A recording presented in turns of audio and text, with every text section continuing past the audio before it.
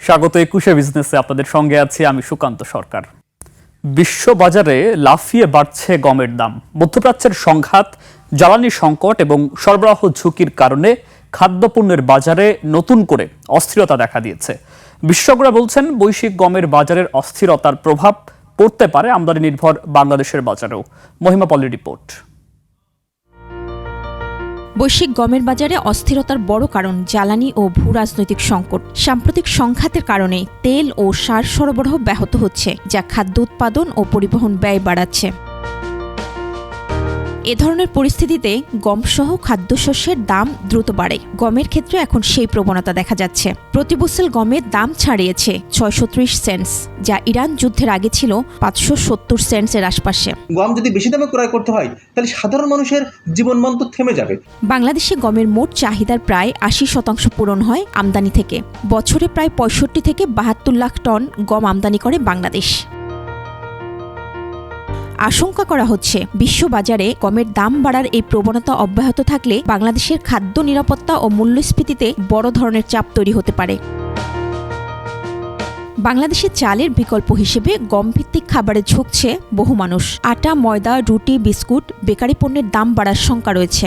গমের আমদানি যদি ব্যাহত হয়, তাহলে তো খাদ্য অনিশ্চয়তা ভুগবে, খাদ্য উৎপাদনে অনিশ্চয়তা দেখা দিবে, বাংলাদেশের অর্থনীতি নানাভাবে সংকটে পড়ে যাবে। সুতরাং আপনার সার আমদানি এবং গম আমদানির যে আজকে দাম বেড়ে গেল, সারের দাম এবং গমের দাম যে বেড়ে গেল, সুতরাং বাংলাদেশে এই মুহূর্তে যেটা হবে, খাদ্য নিরাপত্তায় একটা প্রশ্ন রয়ে যাচ্ছে। মহিমা পলি, ডেস্ক রিপোর্ট, ২১ টেলিভিশন। দীর্ঘ প্রতীক্ষার পর পারমাণবিক বিদ্যুৎ উৎপাদনের পথে বাংলাদেশ। ১ দশকের নিরবচ্ছিন্ন শ্রম, অবকাঠামো নির্মাণ এবং জটিল সব কারিগরি ধাপ পেরিয়ে অবশেষে মিলেছে কাঙ্ক্ষিত কমিশনিং লাইসেন্স। রূপপুর পারমাণবিক বিদ্যুৎ কেন্দ্রের চুল্লিতে জ্বালানি ব্যবহার শুরু হচ্ছে আজ। এর মধ্য দিয়ে পারমাণবিক চুক্তি ব্যবহারকারী দেশের তালিকায় বিশ্বের ৩৩তম দেশ হচ্ছে বাংলাদেশ। চুল্লি পাত্রে ইউরেনিয়াম জ্বালানি বসানো হলে তা থেকে তাপ তৈরি হবে। সেই তাপে পানি থেকে বাষ্প তৈরি হয়ে টারবাইন ঘুরবে, আর সেখান থেকে বিদ্যুৎ উৎপাদন হবে। বাণিজ্যিকভাবে বিদ্যুৎ উৎপাদন শুরুর আগে এটি চূড়ান্ত ধাপ। ধাপে ধাপে পরীক্ষামূলকভাবে বিদ্যুৎ উৎপাদন শুরু হবে। আগামী আগস্টে জাতীয় গ্রিডে ৩০০ মেগাওয়াট বিদ্যুৎ সরবরাহ শুরু হতে পারে।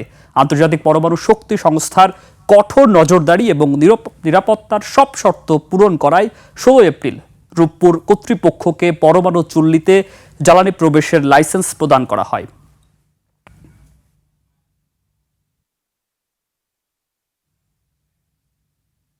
দেশের বাজারে আবারও কমেছে সোনার দাম। ভালো মানের অর্থাৎ ২২ ক্যারেট সোনার দাম কমেছে ভরি প্রতি ২,২১৬ টাকা। নতুন দর অনুযায়ী ভালো মানের অর্থাৎ ২২ ক্যারেটের প্রতি ভরি সোনার দাম দাঁড়িয়েছে ২,৪৪,৭১১ টাকা। প্রতি ভরি ২১ ক্যারেটের দাম ২,৩৩,৫৭২ টাকা। ১৮ ক্যারেটের প্রতি ভরি ২,২১২ টাকা ও সনাতন পদ্ধতির সোনার দাম কমে হয়েছে ১,৬৩,০৬৩ টাকা। এর সঙ্গে ৫% মূল্য সংযোজন কর বা ভ্যাট যুক্ত হবে। এদিকে আজ রূপার দামও কমানো হয়েছে। এতে ২২ ক্যারেটের প্রতি ভরি রূপার দাম দাঁড়িয়েছে ৫,৭১৫ টাকা। এর আগে রূপার দাম ছিল প্রতি ভরি ৬,০৬৫ টাকা।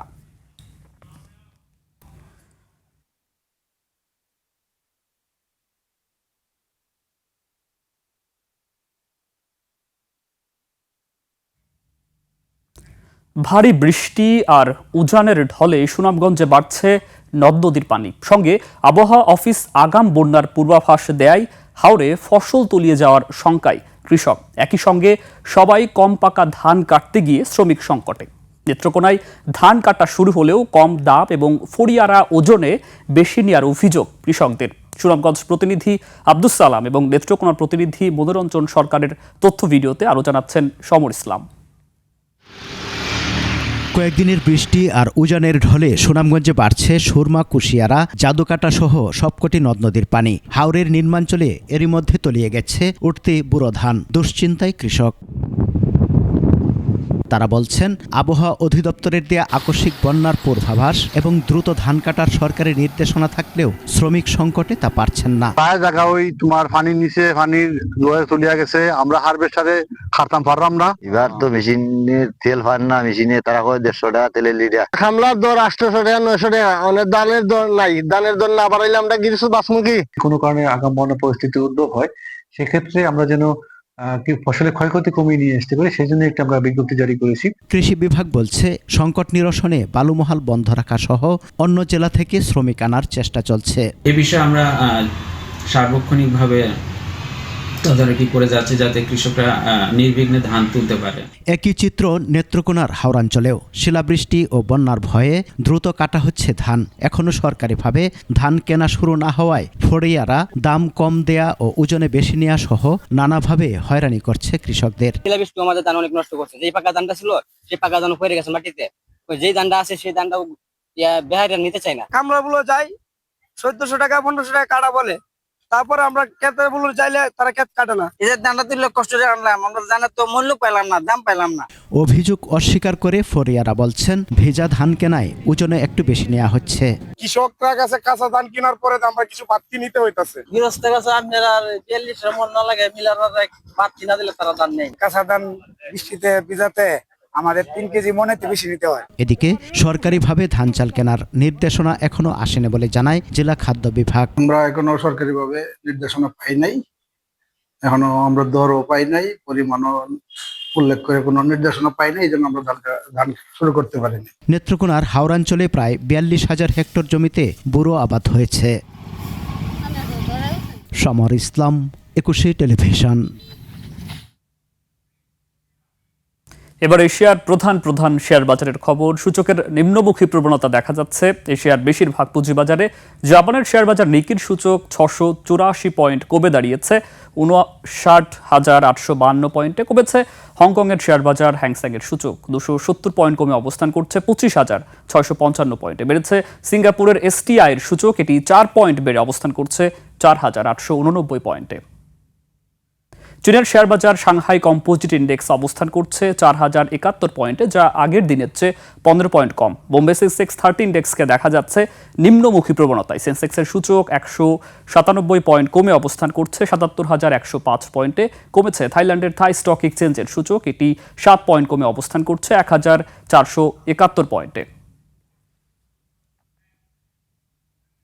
এখন জানিয়ে দিচ্ছে আন্তর্জাতিক বাজারে জ্বালানি তেলের মূল্য পরিস্থিতি। বিশ্ববাজারে জ্বালানি তেলের দাম বেড়েছে।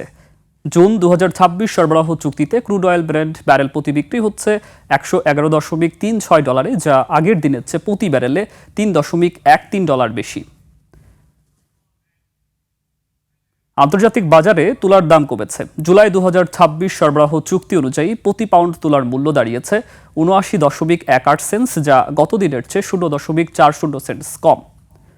বিশ্ববাজারে বেড়েছে চিনির দাম। জুলাই 2026 সরবরাহ চুক্তি অনুযায়ী প্রতি পাউন্ড নাম্বার 11 চিনির মূল্য এখন 14.9 সেন্স, যা এর আগের কার্যদিবসের চেয়ে 0.12 সেন্স বেশি।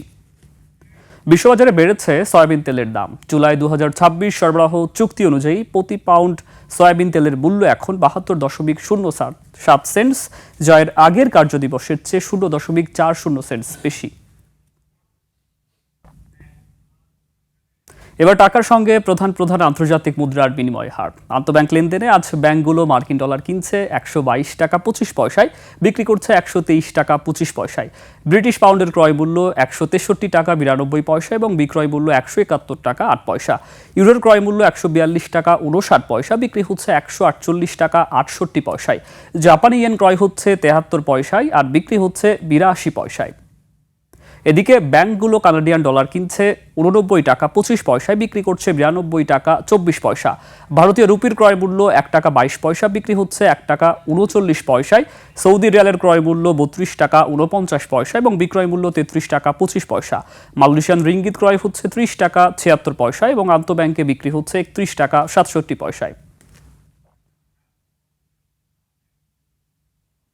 দর্শক, এরই সঙ্গে শেষ করছি আজকের 21 বিজনেস। আগামীকাল দুপুর 1টায় আবারও ফিরে আসবো 21 বিজনেসের সব আয়োজন নিয়ে। দেখার আমন্ত্রণ রইল। 21-এর সঙ্গেই থাকুন।